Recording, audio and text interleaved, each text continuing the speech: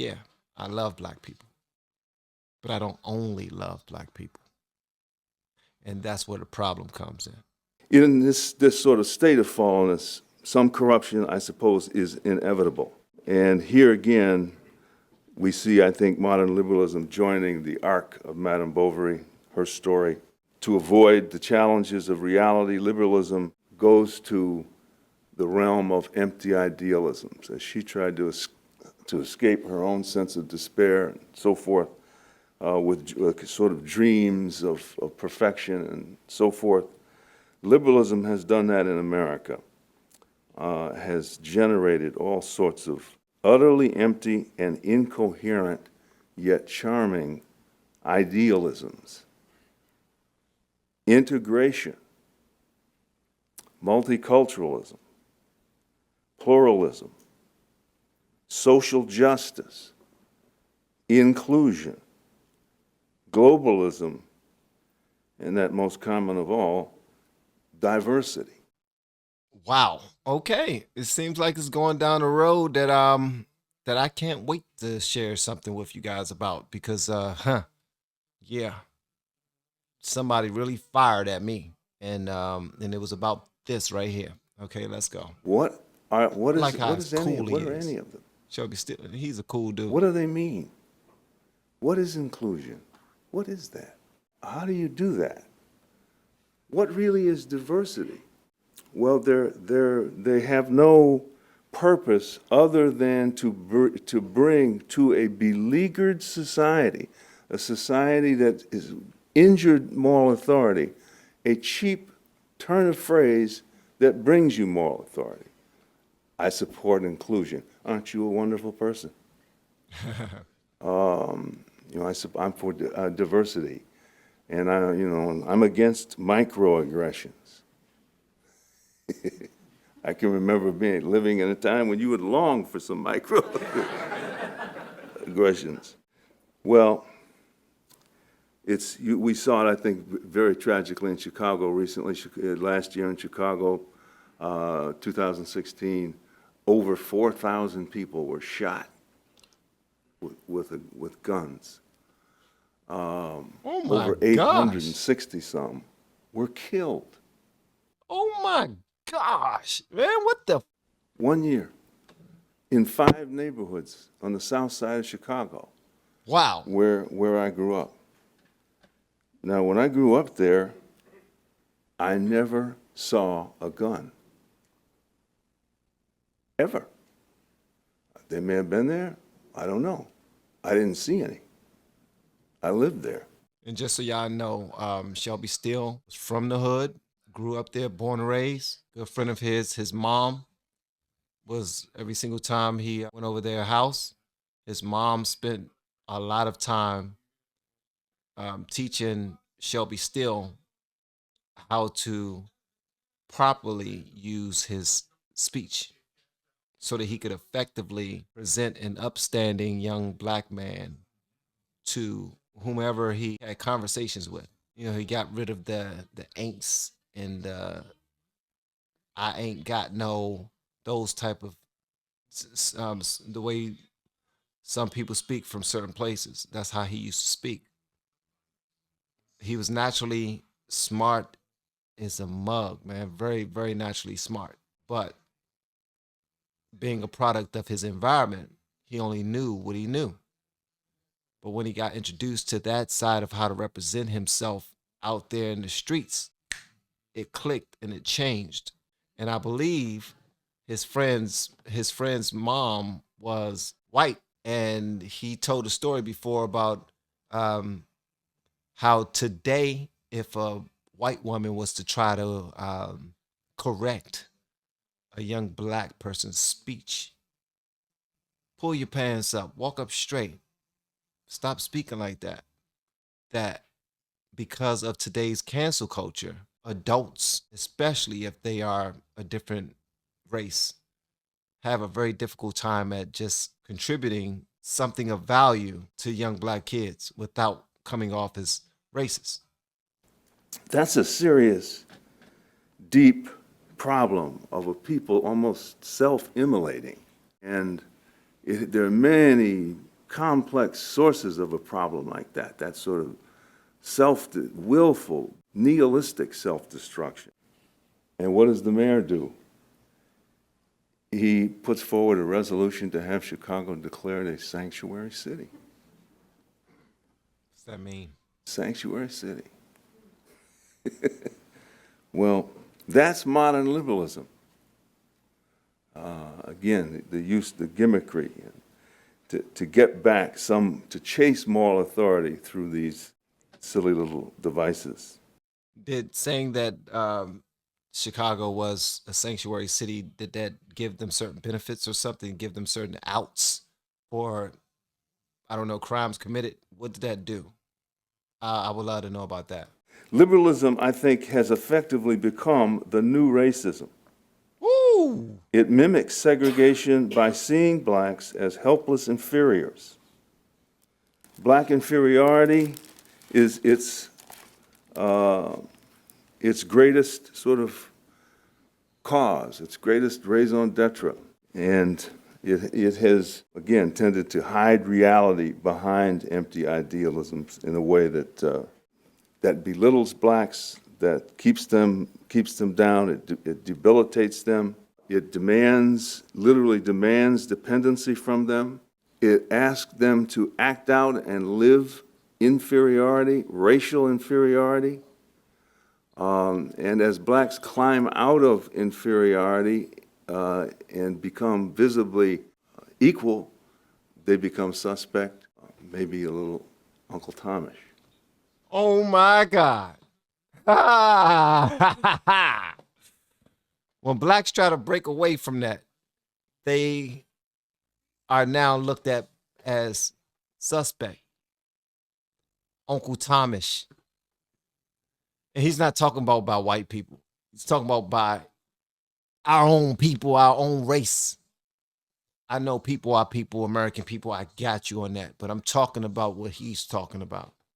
Oh my God, this is about to get good. We like to say that the real black is the black who's on the street corner and doing drugs and selling drugs and shooting each other. And we don't question their blackness, but we question the blackness of those blacks who climb out of those situations, who join the American mainstream, who become successful, who identify themselves primarily. And so this liberalism rewards failure. And that's something that happened on my Facebook page where I'm constantly attacked by different people. Specifically, a couple of white people at that, who believe that I'm not being black enough, who believe that I am, by me doing the type of content that I'm doing, I am, and I quote, ruining America because now I am living the American dream. I'm living the American dream, and now I am ruining the country.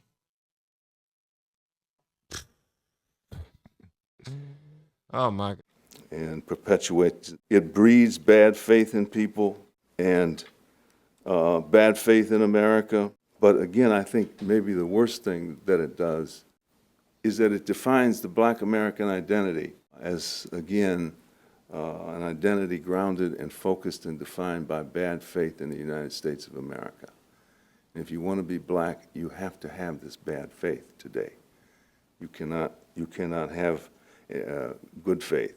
You cannot be optimistic. Period. If you're black, you cannot be optimistic about America as a whole.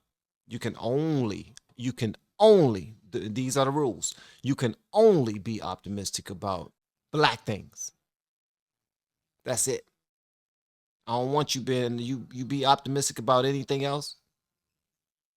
You show any type of faith toward anything else other than the black fist in the air. Don't show any type of love to the American flag, to the country itself, to authorities in blue. None of that. To include to mixing of man, it's And we blacks look at each other in that way. And if we think that somebody is somehow has less than bad faith, then we withhold their identity from them. We marginalize them. And so the more and more inferior you are, the more black you are. That's the sort of cultural pattern, the cultural dynamic that we live by. Now he's speaking about this through personal experience, through research. This, if you're not struggling, then you're not doing it. If you're not struggling in some way, shape, or form, then in our own people eyes and black people eyes, if you're not a black person that's struggling in some type of way or struggled to get to where you are right now, and you still believe in the struggle, and you don't believe that everything's good now, you got to believe those things in order to be black. Period. And I call BS on that. Because I love black people. Depths of my soul, I love black people. That's all I've ever been. So yeah, I love black people. But I don't only love black people. And that's where the problem comes in. And as soon as you start to question liberalism, as soon as you start to question socialism, as soon as you start to question being the Democrats or anything like that, you are now part of the problem. And usually the people who believe that you're part of the problem are people who don't know themselves all of the bad that has happened to us by the hands of the people that we actually vote for. We go out of our way to vote for. Every single time is our opportunity to make our voices, have our voices be heard through our vote. We just automatically D. I may have known one person on that list of all the 50 people I just now voted for. So what? It was a D after their name. I'm voting for it. Pause with all the D's. I didn't mean to get all D. D is for Democrat. All right? Don't get funny. But then what happens is, we constantly get attacked for simply being open-minded. And that's the BS right there. Ain't no way in the damn world where it's as okay, we want to be free, right? And I'm talking to black people. We want to be free, right? Then how come we can't free ourselves from the negativity that's in our mind? How come we can't free other black people to be able to believe what they believe, think what they think, vote for who they vote for, study what they study, move how they move? The reason why we don't do it is because if we do acknowledge that they're moving in a way opposite of you, then for some strange reason that says that the way that you're moving is wrong. And now they think that they're better than you. That's why they're moving in another direction, which is so far from the truth. You never know what why somebody believe what they believe. Have a conversation with somebody. Don't just automatically assume that you know everything. You don't. And I'll say this again, too, to the people who are far right and to the people who are far left, you all get on my nerves. Be objective at some point and listen. Listen. That's why we got 2 ears and 1 mouth. Listen twice as much as you talk. Observe. Read the room. Pay attention. Look at the past. Compare that to your votes of today, and see if you've gotten what's been promised to you. And don't be insane. You already know the definition of insanity. I don't have to repeat it. But at the end of the day, if we don't make any moves positively, we will continue to go in the direction that we're going. And the numbers of deaths, murders, and everything will continue to move in the direction that they're moving. because we'll never break out of the cage that we've been put inside. Shelby Steele is the man. I'm just now learning about him, and I want to hear what y'all got to say about this in the comments below. And if you have yet to hit that subscribe button, please make sure you do so on your way out the door. Once again, guys, I'm Van, and now we are all the LFR family. And I look forward to seeing you on the next video. And shout out to all of my new Patreons. Thank you so much for just believing in what we're doing over here. That mean the world to me, because you don't have to do it. Contrary to some people's beliefs, they believe that you're only joining because I've drunk the Kool-Aid. That I allowed you to red pill me and feed me lies for my own personal gain. That's the word on the street. Couldn't be more far from the truth. Because all of me is getting stronger. My body, my mind, my spirit is getting stronger. My finances too are getting stronger. And I'm appreciative of everything that anyone has ever done for me. Again, guys, I'm Van. Now we are all the LFR family. Love y'all, man. See y'all in the next video.